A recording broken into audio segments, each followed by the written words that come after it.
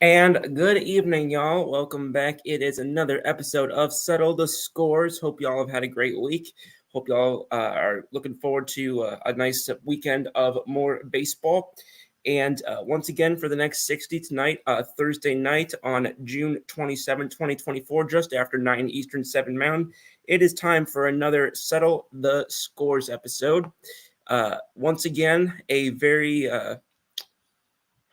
polarized, I don't really know what adjective to use for the way that this team has performed in the past week, because it's kind of basically, if I had to put a song on this one, it would probably be Meatloaf's 2 out of 3, 2 out of 3 ain't bad, may he rest in peace, because this week we had the pitching, we had the defense, and the offense was MIA.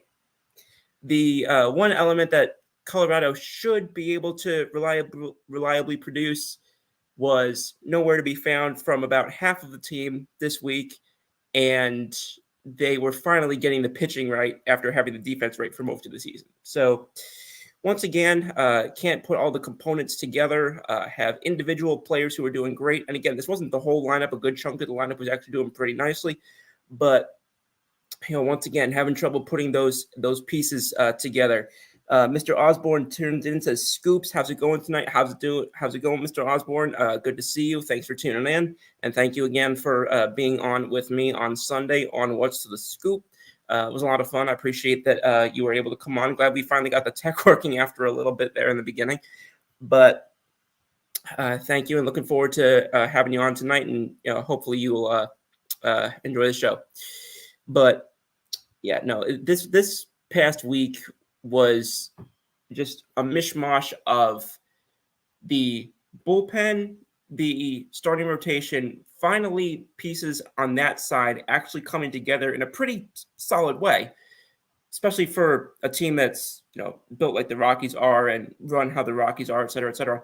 Finally, a pitching staff that you'd more associate with a Bud Black coach team, and then you turn around and it's the offense that's breaking your heart. So we're going to break into that a little bit. We're going to talk a little bit about some of those numbers and recapping the past week. And then we're going to get into, it's a little over a month away, we're going to talk about that trade deadline coming up. We're going to talk a little bit about a couple of the guys who potentially could get moved, whether or not they should get moved, and some potential destinations and different fits that might exist for a couple of the names that we're going to hear talked about. I'm not going to go into some of the guys like the Ryan McMahon guys who seem pretty likely to not get dealt. I'm going to focus more on guys who I think do have a realistic shot of getting moved. And Ryan McMahon, I'd be shocked if he got traded from a team that was willing to hold on to Trevor Story a couple years ago, which I'm not going to spend the whole show talking about that one, but I digress. So what happened this past week with these bats? We had an offense this week that ranked 13th out of 15 teams in offense.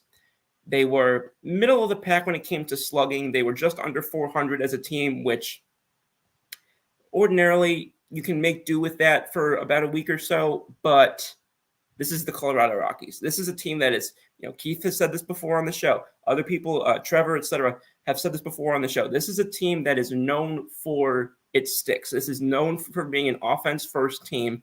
So where was it? Because eighth in slugging, not really acceptable, especially when you break it down even further and total in, again, that number I've used before, weighted runs created plus, it was 81 this past week, which means it was 19% under league average. That was good for 13th out of 15 teams in the National League. So just across the board, it's actually impressive to me that they did have a few guys who were still doing pretty well. And it goes to show, it's like everything else with this team. The parts that were doing super well, and they were doing super well, can't shine because the other parts are doing so poorly that their ceiling is pulled down. So that's just was remarkably frustrating from the Rockies' point of view. Their defensive rating does remain to be pretty solid this past week. It was 4th in the National League, but we're going to get down into some of more of the individual numbers with regard to some of these hitters now, because it's just wow. So you look at, and I don't reference batting average all that much, but just to give sort of a scope of what was going on this past week rather. Of the 11 hitters who came to the plate at least 5 times, 3 of them hit over 250. So that means 8 of these guys who came to the plate, again, more than 5 times, 8 of these guys were hitting under 250 for Colorado. Again, I'll keep emphasizing that. And then we talk about, if you're not hitting for power, at least you limit your strikeouts. My guy, Brendan Doyle, the only guy who struck out less than a quarter of the time the past week. Everybody else struck out, again, I'll say it, at least a quarter of the times they came to the plate this past week. Every other player struck out at least 1 out of 4 times, except for Brendan Doyle. And then we go back to the numbers of getting on base, talk about that weighted on base average that I've mentioned in the past. There were 4 guys who didn't crack even the 200 threshold, which that's not average by any stretch, but they were significantly below that. Jake Stallings, Jake Cave, Sean Bouchard, and again Brendan Doyle, which I don't know how those numbers go with one another, but that's where we're at. So it was just pretty up and down, with the exception of Tovar, Rodgers, and McMahon. It was pretty ugly for the bats this past week. I'm really glad that they got the pitching put together, and I'm going to dive into that now and talk about some positive things, which is nice to say. But offensively, it was just an eyesore of a week. We had a comment coming up saying from Keith, how you doing, buddy? Says, hopefully the Rockies see some paradise, not necessarily from the dashboard lights in the win column. I love cheering the Colorado Rockies. That'd be very nice. I obviously I've been watching some of those games more recently than I have really ever before in my life. Now being able to follow them more, and I'd absolutely love to be able to see some of that, especially now that I'm going to get into some of this in a few minutes. But some of what we saw with some of these pitchers coming along now, and some of these individual arms really being able to start to impress a little bit more, and have you be able to start to think about, could this guy be potentially in the long-term plans as an integral and significant piece? If you start to see some of that from a couple of these guys, and not just thinking of like, we're going to trade for prospects and bring them up, but have guys that are actually in your system and on your team now be able to be those pieces, then all of a sudden you're really making some strides forward. You're really making some moves.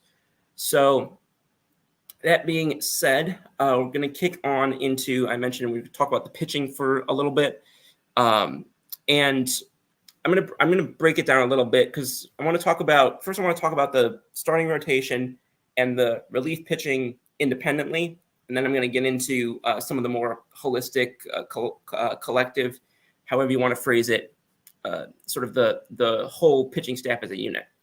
But even individually, because the past few weeks I've been coming on, and typically it's either the starting rotation or the bullpen. It's usually one or the other is weighing the team down so badly that it's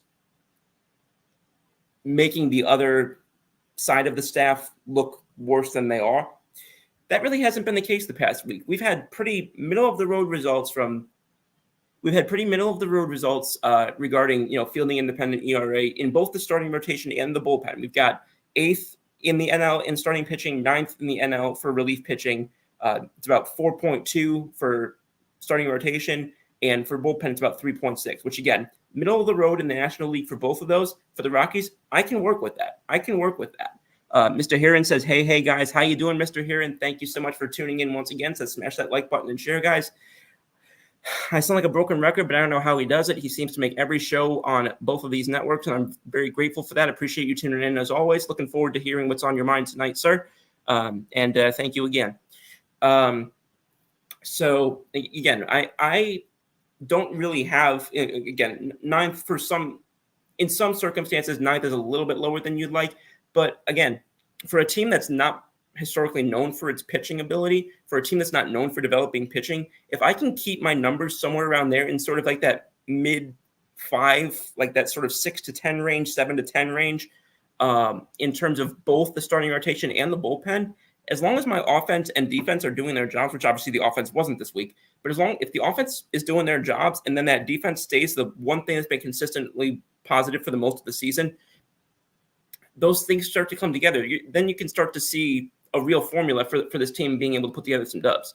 And again, that's just you start talking about guys like guys like Quantrill. You start talking about guys like from the bullpen side of things. You start talking about Mears. You start talking about excuse me, even some of the older guys like a Ty Black who was up this year. You've got some things to work with, and a couple of other things that really impressed me this week rather. I looked at some of the breakdowns, because the things that I talk about pretty consistently when it comes to pitching, at least especially for the Rockies, I talk about that walk rate, keeping that down, and they don't strike out guys. Normally the other one is strikeout rate, but they don't strike guys out. We've kind of beaten that horse to death. So if I'm not talking about that, I'm talking about your walk rate, I'm talking about your home run rate, I'm talking about keeping that ball on the ground. This past week, respectively, they were 4th best in walk rate in the National League, 6th best in home run rate, 5th best in ground ball rate from the pitching side. So top 5 or 6 in all 3 of the things that really matter to me. Again, if you're eliminating and isolating the variable that is the strikeout situation, which again, the Rockies have made it very clear they are not going to be a strikeout pitching-based team. So that just is what it is. But again, you're in that top 5 or 6 for all those elements collectively, and that number goes for the entire pitching staff. That wasn't divided between starting rotation or bullpen. That was collectively. So if you can start to build that into something you can maintain for a little bit longer, then that's definitely something that would be encouraging for me. They're walking the specific numbers. They're walking about 2.3 guys per 9 innings, giving up less than 0.9 home runs per 9 innings, and balls on the ground about 45% of the time. Those are all very solid numbers that I can, again, definitely work with for a team that's not known for its pitching. So that's kind of where we stand right now. To kind of pull up things pull together some of the things from a more full team sort of point of view, and kind of reflect on the last couple series a little bit. They did drop back-to-back games in Houston. That offense there was a little bit hard to come by. They scored only 3 runs across the 2 games combined while they were in Houston. And then that previous series, they played home against the Nationals. They dropped 2 of 3 there. That one win was a 1-run W, and the loss was one of the losses was a 1-run loss. And then that first game of the series, they lost 11-5. So again, we're coming off of a 1-5, or rather 1-4 past week here with regard to this team. But for the most part, a lot of these, good number of these games, with the exception of one against the Nationals and one against the Astros, good number of these games were pretty close, which again is fairly positive. The Astros are not really looking like the sluggish snooze fest that they were to start the season. The Nationals are a team that I've spoken about that is on the come up, especially with that whole being in I would probably say the second or really the third full year of that rebuild now that Mike Rizzo has been orchestrating, and I think doing so about as well as any team in Major League Baseball right now. And now they're going into a series. It's on the road, but they're going into a series against the Chicago White Sox, who are historically bad. Easily the worst team in Major League Baseball. It's not considered particularly close. This is a team that former players and former coaches have spoken out publicly about how bad it is over there. And it's just, you can listen to the other show for more details on that. But this is a series where I would say even the Rockies, and not to be disrespectful to them, but even the Rockies, I would say, should be able to pull 2 of the next 3 games here. Because again, this is just a team that really has no redeeming qualities whatsoever, and it's going up.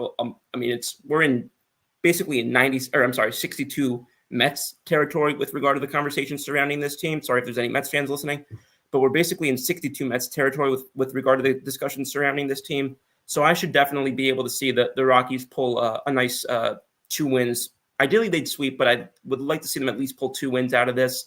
And then the next series is definitely is probably going to be more of a significant challenge, I would say. They got a home series coming up after that. It's 4-gamer against Milwaukee. That's going to take us into the 4th of July weekend. And we've spoken before. And in fact, Mr. Heron, if you're still listening, I want to say it to you. That's the Brewers fan that's always on here. But that's a team that's really surprised a lot of people this year, including myself. Again, not typically do you see a team that trades the ace of their staff right before the season, on the heels of having a pretty public arbitration scuffle between their owner and Burns himself. Usually that doesn't happen and then parlay itself into a significantly better season by the team. So, for all my criticisms of Attanasio, and also this is something that I don't think I touch on enough. And I think, I'm not going to say people discount this because I don't personally know. All I know is that I've discounted it too much. This is also a team that had their manager pretty much yanked out from under them. I mean, they knew they could potentially lose Craig Counsell this offseason. They didn't know it was going to be to a division rival. And they basically, they were interviewing Ricky Weeks potentially to be the manager. They ultimately, settled on Pat Murphy. But again, this is a team that had a lot of tumult this offseason. Obviously, Dave Stearns went to New York. This is a team that had a lot of tumult this offseason, and I think deserves more respect, I think, especially including from myself. I think that even though I've shown them respect before, I think that they deserve even more from what they've been able to accomplish in the circumstances they were under this offseason, some of which being self-inflicted, but again, success is success. So that being said, kicking it back into that 4-game series, it's going to be taking place in Colorado. And I think that'll be another good. I've talked a little bit about some of these bigger series against better teams being sort of these litmus tests for the team. Talked about they had that 4-gamer against the Dodgers a week or so ago, where they dropped 3 of 4, and I think that one game was only that one win, I think, was only by 1 run. And right before that, they had gotten rolled by the Pirates. They had lost to the Twins that series. The Cardinals before that, they had done pretty well, but this is pretty much considered a pretty disappointing season by Cardinal standards. So I'm still waiting for that one, and ideally a couple series back and forth, or back to back rather. I'm still looking for those couple of series where I can say, okay, this team's starting to build some momentum, because it's one thing to have these individual success that I've talked about with the pitching this past year, or this past week. I keep saying that, this past week. It's one thing to have that, but all of a sudden, then you start looking at trying to build on some momentum. That's what's really going to make the difference. You can, if you do it for 1 or 2 series and don't build on it, it's going to be washed away with the sea pretty quickly. Keith says, what do you think are the biggest challenges and opportunities there will be in this 4-game set? So that jumps forward past Chicago into the series against Milwaukee. And for one vantage point, I definitely think that there's, like I said, just first the opportunity to just kind of, for a couple of these guys, the younger guys, to kind of make their impression on kind of a more formidable stage. I think definitely because a lot of eyes are now on the Brewers. This is a team that steals a lot of bases. They've got, I think, 5 guys, who have stolen double-digit bases this year. So if you can put somebody now, even if it's Diaz, if he's able to catch a couple of these guys, Charong, has been particularly impressive. But if he's able to kind of flex some of that, especially with where the game is at right now, that could at least boost his trade value going into trade season. I'm going to be talking about Diaz in a few moments on that. But if they're able to, keep someone like an Adames in check, who's easily leading the team in home runs, again, this is on the pitching side. If they're able to even keep him off the base paths, because he's also been the team leader in walks, if they're able to, if they're able to go up and limit some of these guys like Yelich from having success at the plate, because a good number of these guys are even though they've been pretty successful, they also are pretty they have their flaws, is how I'll say it, because they've each got something that I think works against them, whether they're striking out a lot, whether they they don't have a ton of power, whether their contact rate is a little bit flawed. So I think that if they can go in with a solid game plan and how they pitch to some of these guys, I think that again, you're talking about keeping the ball on the ground, and the Brewers Park is or Miller Park. I think it's still called Miller Park. Is a place where pitchers can be a little bit more friendly toward pitchers. So if they can capitalize on that, and again, not revert back to the home run thing, again, because this is not a team that's going to be striking out a lot of guys, as I said earlier. So trying to kind of figure out how you can go after certain players, and it sounds obvious, but I think it does start from doing the little things right. I think that this is a team that has I'm going to make kind of an ironic statement here, but this is a team that I think tries so hard to go for the home run, and I don't mean the home run in terms of during the game. I mean the home run in terms of making the big splashy move, or making the huge transition on the turn of a heel. So I think that they we've talked about Moneyball on the show. I'm going to go back a little bit for those who have seen it, toward the end of that movie. They've got that player whose name is escaping me right now, but he was on their minor league, I think it was Visalia team. And basically he didn't want to try and run to second base, and he had ended up hitting a home run anyway. So I'm kind of similarly thinking about this team as, they need to just focus on doing the little things right. If they can go into a series like that and they can nail some of the little things, and build off of what should be a successful series this weekend against Chicago, and go into that, that's 7 games. If you can come out of that having won 4 or 5 of those games, ideally closer to 6, or 7 would be great, but also got to be realistic here. So if you're able to put something like that together, I still think, I don't think anything's going to change at this point with regard to the conversation being around being sellers at the deadline. But if you can put the conversation into something where it's, you're selling, but you're also trying to get some pieces that, you're not trying to get, single A guys who are, 17 years old. You're trying to get guys who are double A, triple A, maybe even guys who are, who have, tasted the major league level. Again, you're not going to get very, very solid level players in all likelihood at that level, because those just are not going to be available. Especially in this market, where I think you're going to be lucky to see 3 or 4 teams really become full-scale sellers to any aggressive level, because I do not think Washington's going to do that. So that leaves you with, again, like 4 other teams I can think of, including Chicago. So, and Colorado being one of them. So I think that's what I would really look at is, with their ability to just go in and just play these guys against their own weaknesses. Because again, we've talked about how Colorado is able to, teams are able to go into Colorado and beat them in these various, ways that should be able to be advantages that you're using in favor of yourself.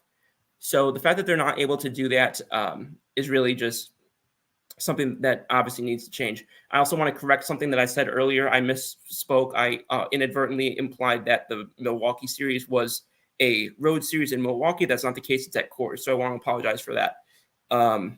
But going back on that as well, I mean, the case really stays the same.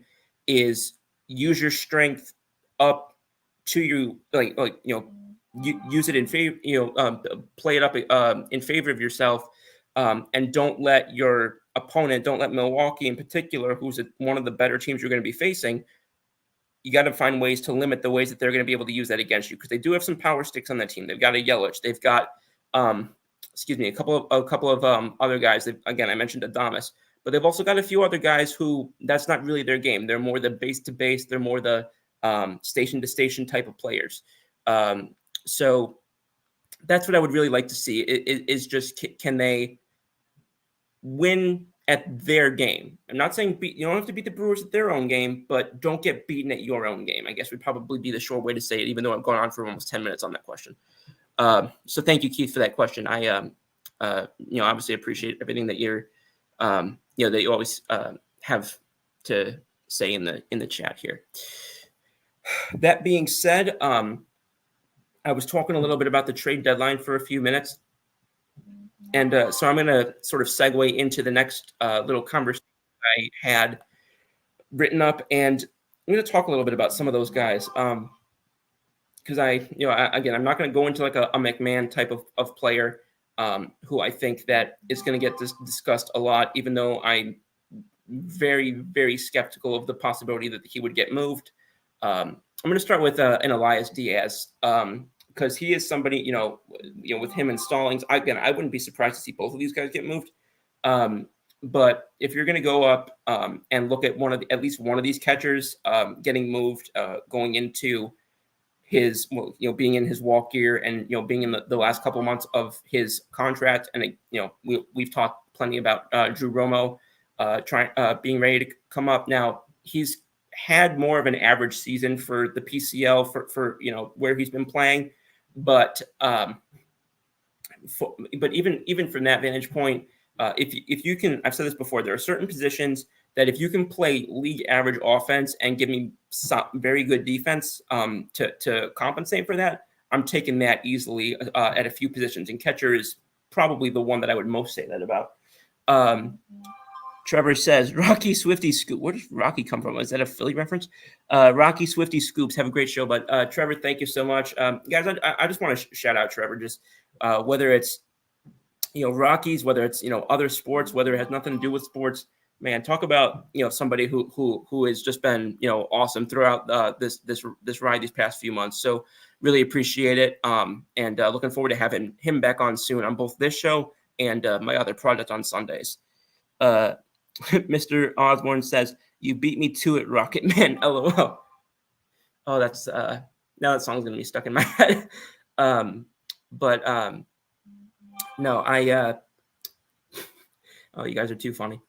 But yeah, no. So again, talking about Elias Diaz, and I was kind of looking at teams because there are very few teams who wouldn't take an upgrade at catcher if one were available. But I was looking around at teams that really need help, at the catching position, teams that, obviously I'm not looking at teams who I think are going to be selling anyway, or who I don't think are realistically in contention. But I was listening to something the other day. I want to say it was foul territory, but I'm not 100% certain on that. But whatever it was, Ken Rosenthal was on, obviously the longtime Fox guy who's now over at The Athletic. I think he's still at The Athletic. And I was listening to him, and he basically said he had a thought that was pretty similar to something that I've said recently, which is just that the Boston Red Sox, I mean, there are plenty of teams that have been terrible this year or last year or at best average in the past couple of years, and they're clearly trying to compete. They're just not there yet, or they're clearly, they're ready to compete. They're just, whether it's they've been battered by injuries, one thing or another. This is the complete opposite where, and again, I'll bring it back to the fact that they fired Chaim Bloom up there after he basically did what they wanted him to do.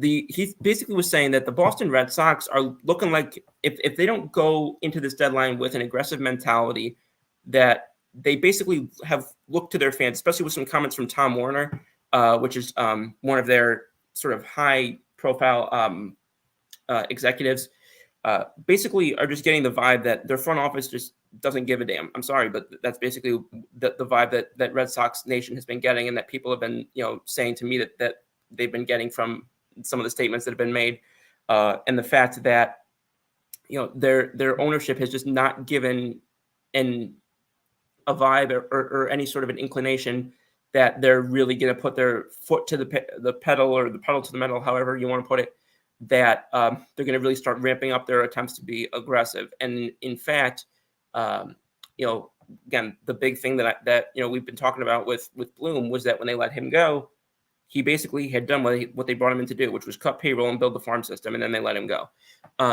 Anyways, Boston is a team they've been running out Connor Wong at catcher, and they've been running out Reese McGuire at catcher. And Elias Diaz would certainly represent an upgrade for those guys. In fact, if you're looking at him as not only a defensive player, which again is definitely his main calling, at least I would consider it his the main thing that I'd be trying to get him for. Although you can, he's definitely a two-way player in that regard, like offense and defense, not Shohei type.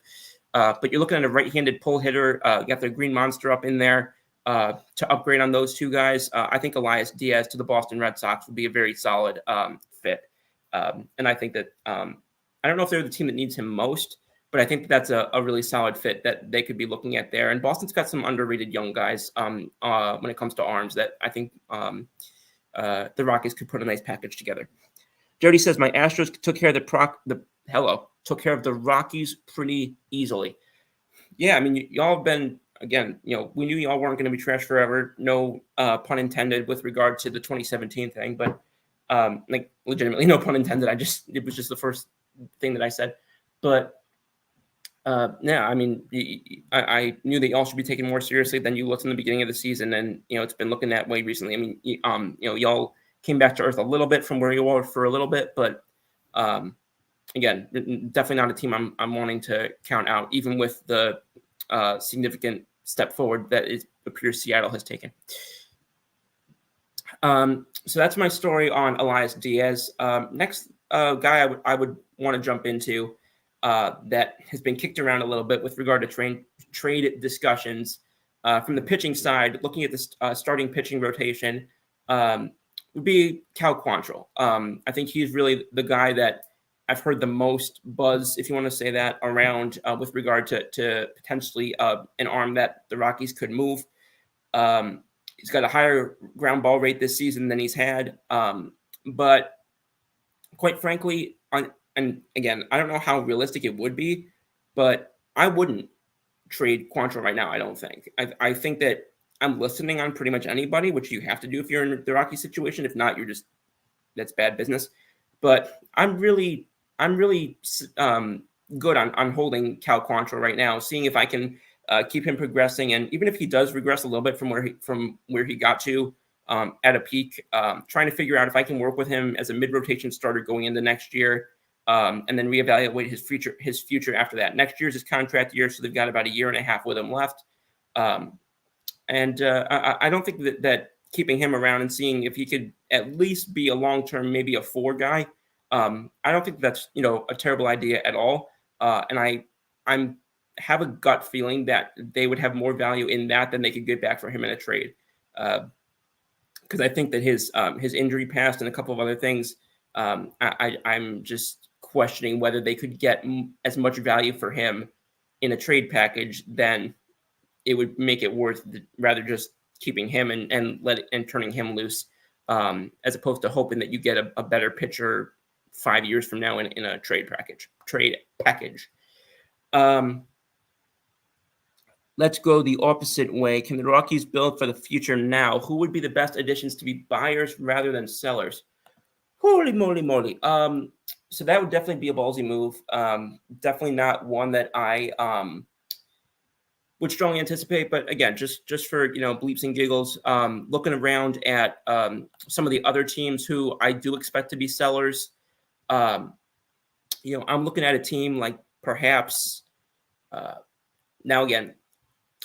I'm looking at, obviously they got Brenton Doyle up there, obviously at center field.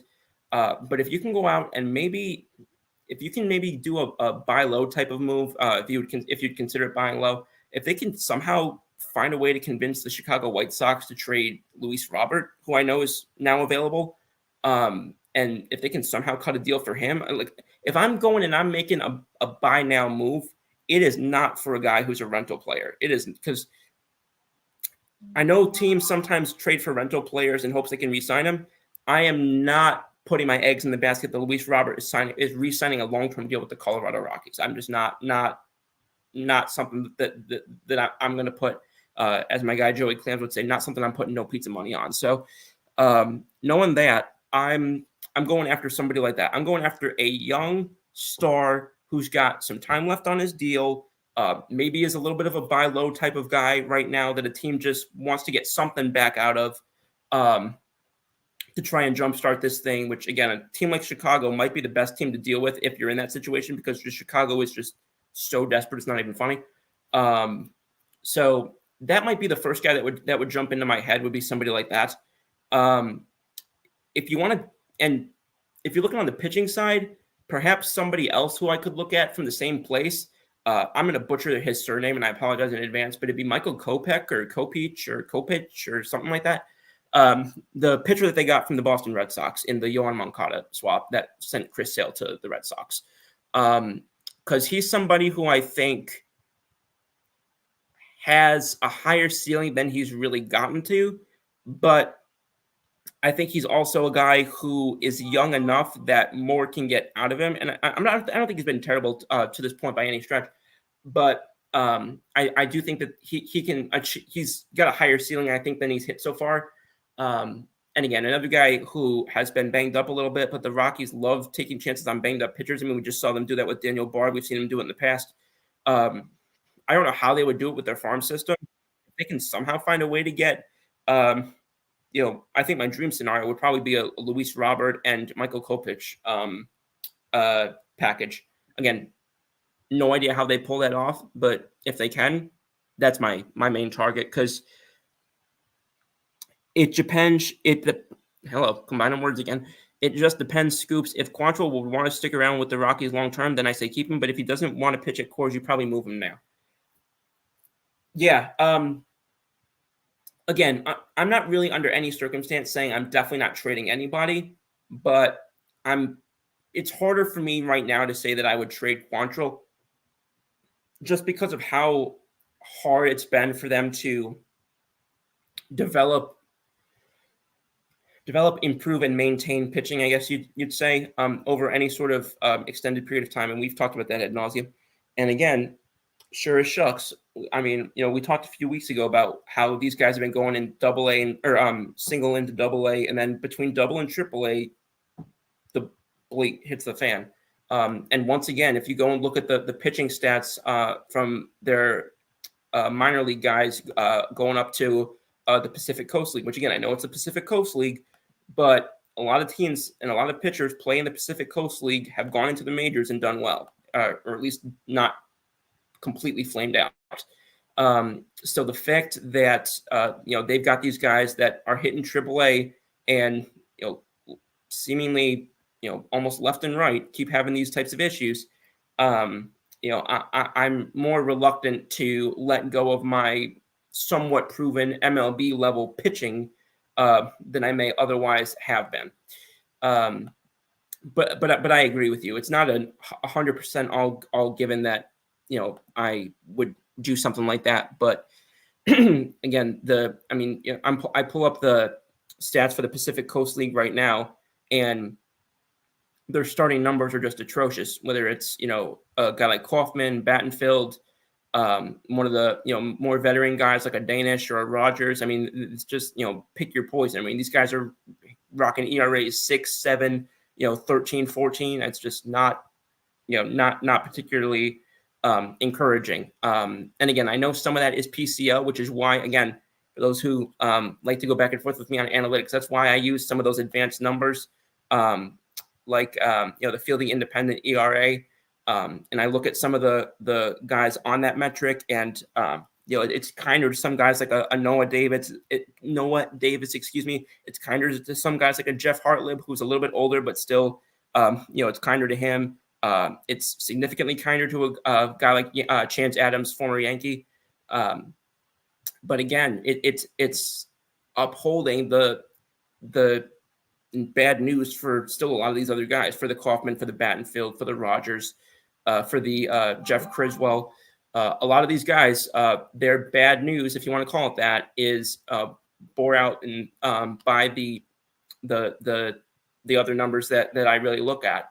The batting averages they give up, the walk rates, again, the fact that they don't strike out anybody for the most part. Criswell is like the one exception that I'm seeing at AAA. But yeah, so again, I've talked about that being a real question that I have, and still something that I'm really trying to understand better as the weeks go by.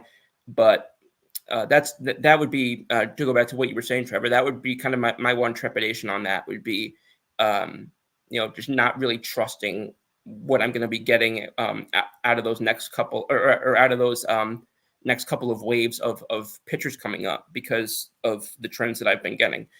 Keith says, "Hey, be nice to the PCL." Oh, I'll be nice to the PCL when the PCL is nice to the fans of Colorado. But I can't see the Rockies trading for Robert. Let me try that again. The package it would cost to acquire him would be too much. Colorado is a draft and develop organization. One of their strengths is developing position players: Tulo, Arenado, Holiday, Helton, Story. Yeah, I totally agree. The question from Keith was just about, if I were running Colorado as a buyer, hypothetically, what I would do. I am very aware of the fact that it's not their modus operandi. It's not really in their DNA.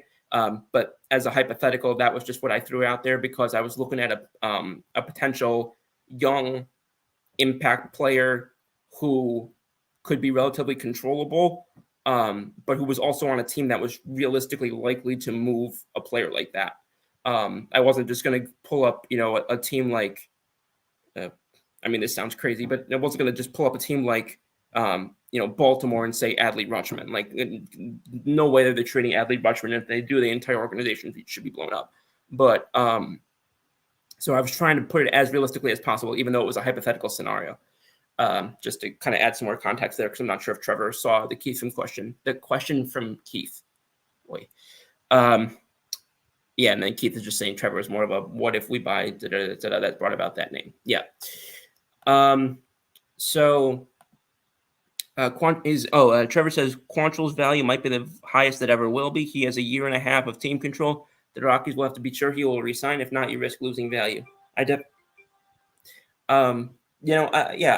disagree with that. I just, I think you're going to have to look at some of the guys who are performing, better going into July and figure out, who are guys that you're going to flip and who are guys that you're going to try and build around. As of right now, for me, Quantrill would be more of a build around guy. But again, like I said, if you're doing your job right, most things are fluid right up until the last minute of the deadline. And that's especially for a team like Colorado, if you're bottom 2 or bottom 3 in the league, there is not a single player that I'm looking at and saying there's no possible way a team can pry him away from me. And that Quantrill is no different. Kicking forward from there, next guy that I was going to talk about, and kind of the last guy of these three that I was going to get into, another pitcher, but this is more of this is a bullpen player. But I'm talking about Nick Mears. You're looking at average command, but his stuff this year has exploded, particularly getting back to that fastball closer to where he had it at the end of his time in Pittsburgh, where he was for a while. His breaking pitch is now playing off of it better, significantly better than it was last year, and closer again to where it was in Pittsburgh. He's rocking that for over 11 strikeouts per 9 innings, closer to almost 12 strikeouts per 9 innings. If you can put him on a team that keeps him out of the last couple of innings, not trying to put him in as a closer, not trying to put him into sort of these higher leverage, keep him where he's comfortable, keep him as kind of a 7th inning guy. and add him to a pen that kind of needs more of that mid-relief player that can reliably take pressure off of the rest of their staff, both take pressure off some of those later inning guys, take pressure off some of those starting pitchers, and then kind of give another arm to give manager another option to give some of these other guys a break. So obviously there's virtually no contending team that's not going to look at improving their bullpen. That's something that pretty much always happens. I mean, even teams that are not contending usually try to do that. But the team that I'm looking at in particular, in terms of in a strong position to make a run right now that doesn't really need an entire reshape to their bullpen. So meaning like they don't need to go out and get like the best arm available. I'm looking at a team like the Baltimore Orioles. They've got plenty of farm pieces for Colorado to salivate over. The one thing is they don't really have a ton of high end pitching that is regarded particularly at that higher end. But like Trevor just said, for a team that likes to develop their young guys on the offensive side, even if they're not drafted specifically from Colorado, somebody that if you can put together maybe a package of three of these guys on the hitting side or the offensive defensive side, because really I look at Baltimore and again they're a team that they're a very formidable team. They're one of the obviously one of the top teams in the American League.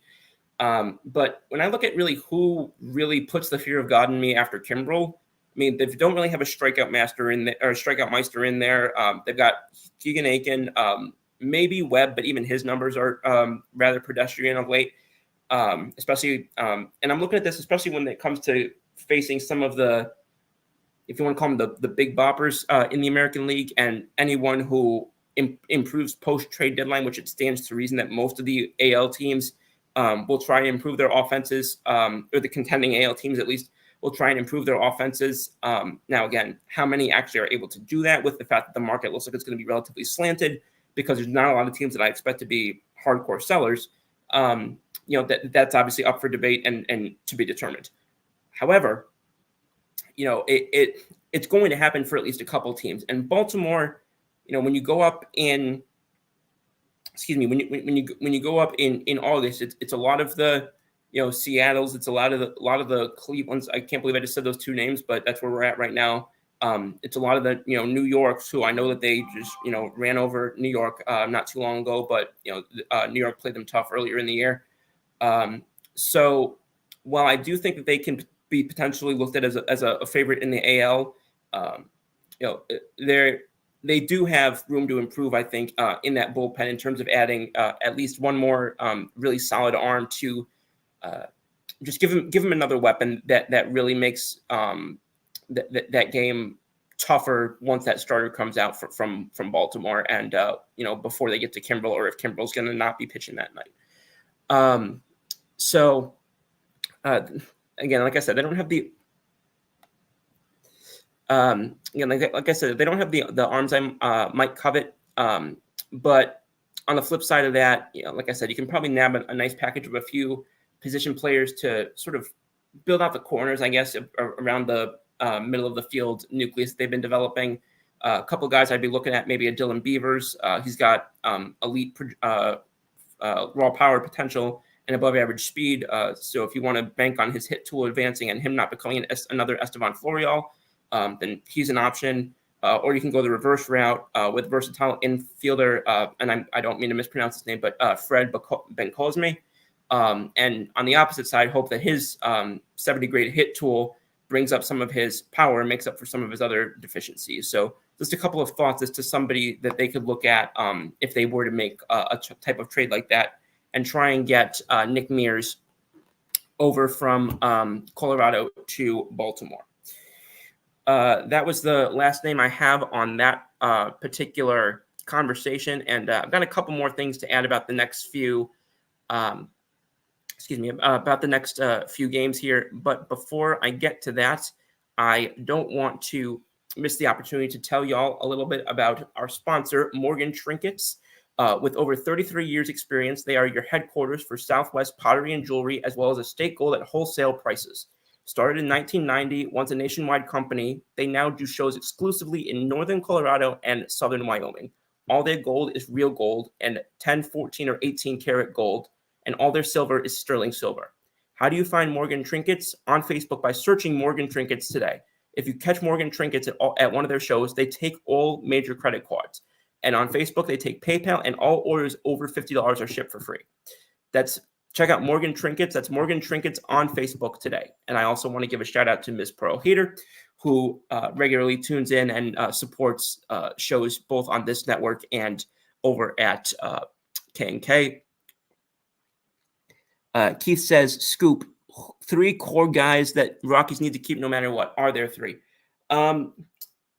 Again, for me, I'm from the Brian Cashman school of thought. I've seen teams win by building up the middle. Obviously, pitching is, indispensable, but I've seen a lot of these teams, build out from building up the middle. I'm talking catcher, shortstop, ideally also second base, and center field. So you're asking me that the 3 guys I'm looking at are Drew Romo, as of right now at least. I'm looking at Drew Romo, I'm looking at Brenton Doyle, and I'm looking at Zeke Tovar.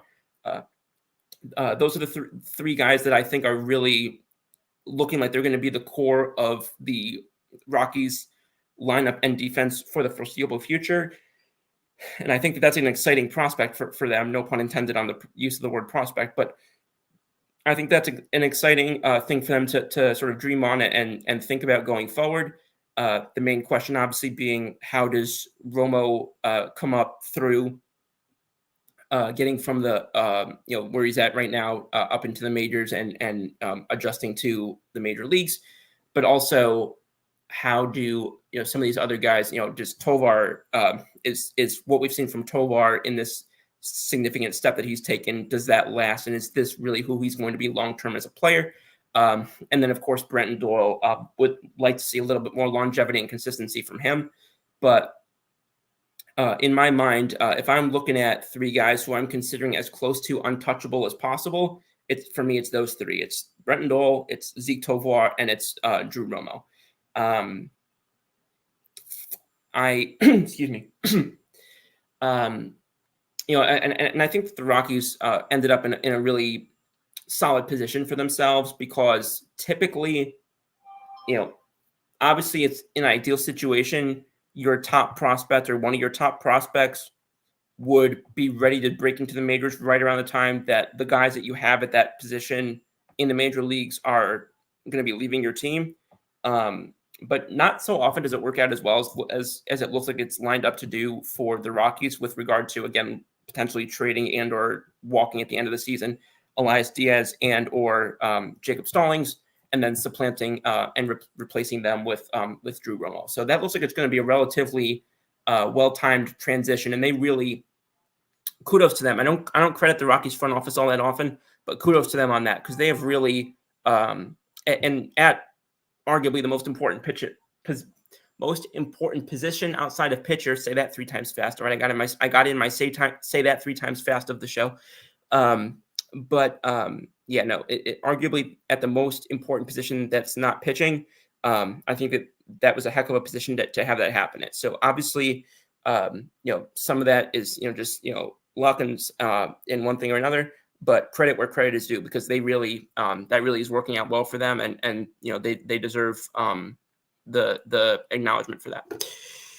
So that being said, looking back a little bit, I'm gonna do a little bit of a. Keith says, "Thanks for answering my questions tonight, Scoop." Absolutely, thank you so much for asking such always thought-provoking questions, and really. Again, just always interesting dialogue with you and so many other people on the show. It's always an enjoyable way to spend the episodes. I'm going to wrap it up a little bit. For those who didn't see the All-Star Game first round, I guess you'd say, or phase 1, however you want to phrase it, came out today with some of the numbers in terms of who the finalists are on this excuse me, on going into the last vote, I guess you'd say. A lot of those came out. The voting resumes on Sunday for those who either want to vote again or haven't voted yet. But just to run through them real quickly, the top overall vote getters in both leagues: American League with about 3.4 million votes, Aaron Judge. National League, about 3.3 million votes, was first baseman Bryce Harper from Philadelphia. And then the other guys who have been at each position, we've got Adley Rutschman of the Orioles, Sal Perez of the Royals. We've got Mountcastle of the Orioles, Vlad Guerrero of the Blue Jays. We've got Altuve and Semien at second base. We've got Ramirez and Westberg at third base. And we've got Henderson and Witt rounding out the infield in the American League. The outfielders are Soto, Kwan, Santander, and Tucker. And the DL two guys are Alvarez and O'Hearn. The Orioles fans really came in clutch on this. And then on the National League side, with the guys who are a little more relevant to the Colorado realm, we've got Contreras and Realmuto at catcher, Marte and Arias at second base, Bohm and Machado at third base, Betts and Turner at shortstop, and then the outfielders are Profar, Yelich, Hernandez, Turner, Marsh, and Nick Castellanos. As there is a drive to deep left field, and it'll be a home run, and I'll make it a 4-0 ball game for those who get that reference. And then the DH obviously is Ohtani, and then the other one is Schwarber. So just a little quick recap on what's been going on with regard to the upcoming All-Star game. Unfortunately, we don't have a lot of Rockies news to talk about there, but I did for purposes of league-wide relevance and just being some relatively pertinent news that dropped today. Did want to sneak that in at the end here real quick. So that's what's going on right now. And again, the voting for that reopens on Sunday for those who want to jump in. And I don't recommend doing what I did. I forgot that the voting ended at 12 p.m. today, and I ended up sending in my ballot at 11:58 a.m. That was a bit of a whiff on my part. So I'm not going to be making that same mistake on Sunday. Trevor says, great show, Scoops. Keep up the great work, man. Trevor, thank you so much. Thank you for all of your help. Congrats on your Nuggets draft. Thank you for sending me some great information about the draft. Really excited about my pals picking up Misi. And looking forward to seeing what happens when free agency opens in a few days, the new league year opens, et cetera, et cetera. Keith says, I can't believe Ohtani isn't the top vote getter. The only thing I can come up with that is that some people, and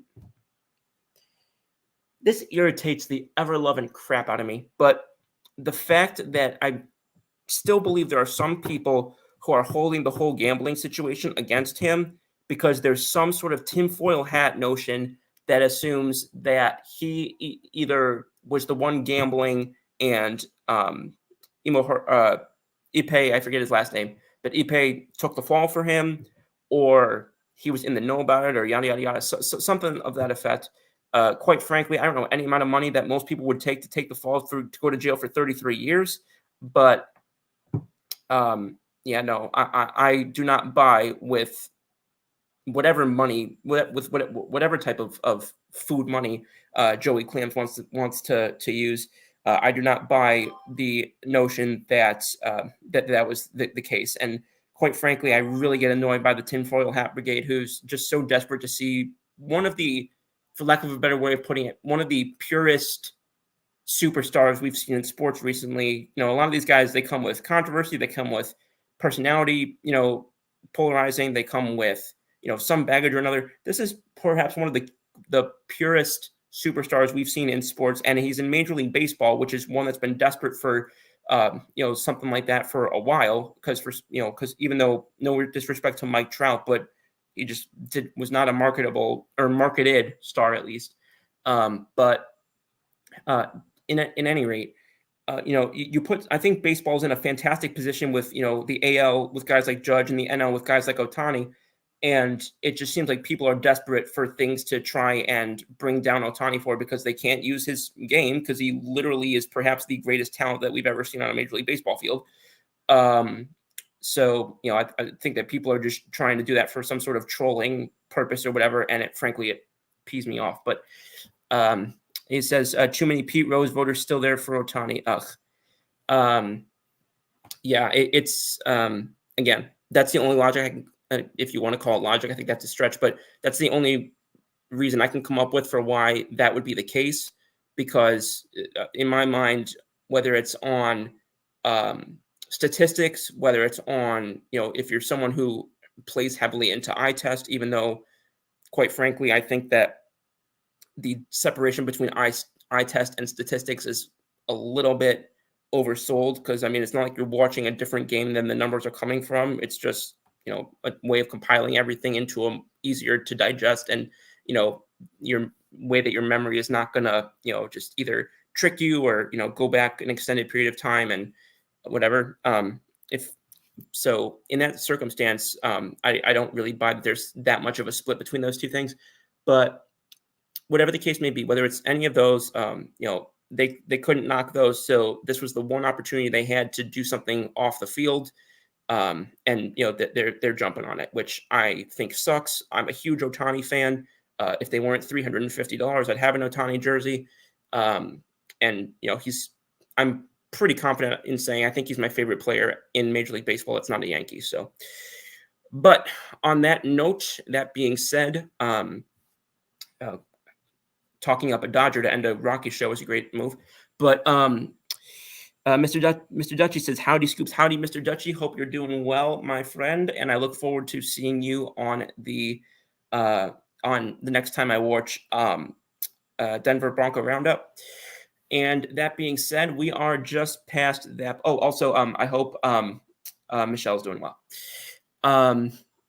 That being said, we are just past the buzzer. And guys, thank you all again for spending another 60 minutes on a Thursday night with me. We had a lot of fun tonight, had a lot of awesome back and forth with some new faces, some familiar faces. Really appreciate everybody who's always involved. And please do tune in on Sunday night, June 30th, 9 p.m. Eastern, 7 p.m. Mountain, for another episode of What's the Scoop. I think we're up to episode 30 now, which, wow. And then next week, it's going to be July 4th. Excuse me. So I want to, wish everybody a very happy July 4th. For those who don't catch the show on Sunday, have a wonderful Independence Day celebration. And stay safe, obviously. And I look forward to the next episode, same scoop time, same scoop channel, for another episode of Settle the Scores with our Colorado Rockies. Good night, y'all.